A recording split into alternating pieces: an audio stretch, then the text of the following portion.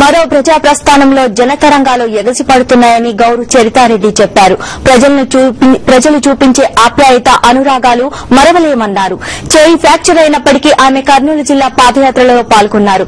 షర్మిల అడుగులో అడుగై నడిచారు గౌరు చరితారెడ్డి.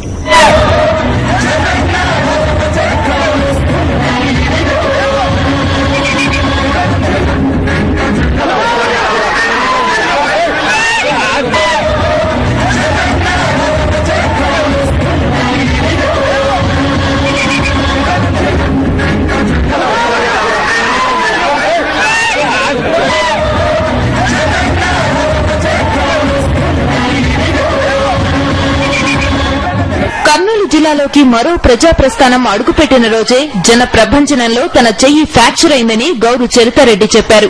చెయ్యి ఎంతో నొప్పిగా ఉన్నప్పటికీ ముందుగా నిర్ణయించుకున్న ప్రకారం పాదయాత్రలో పాల్గొంటున్నట్లు తెలిపారు. ఇబ్బంది అయిందండి. ప్రతి ఒక్కరు తగులుతా ఉంటే కూడా నొప్పి అవుతా ఉంటది. ఇట్లా మూమెంట్ చేయి రావాలన్నా నడుస్తా ఉంటే కూడా నొప్పి అవుతా ఉంది. కానీ షర్మిలమ్మ పాదయాత్రలో నాకు ఆ జనాన్ని వాళ్ళు చూపించే ఉత్సాహం చూపిస్తా ఉంటే నా నొప్పే తెలియకుండా ఇక్కడికి వెళ్లిన ప్రజల నుంచి విపరీతమైన స్పందన ఉంది. 34వ రోజు పాదయాత్రలో షర్మిల నాగలాపురం, సన్కాపురంలో రచ్చబండ నిర్వహించి ప్రజా సమస్యలు తెలుసుకున్నారు.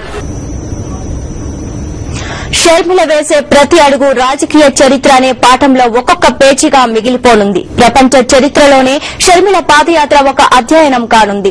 కుమ్మక్కు కుట్రలపై వదిలిన బాణం నీచ రాజకీయాలను కూడా చీల్చి చెండాడుతోంది. ఇది కర్నూలు నేలపై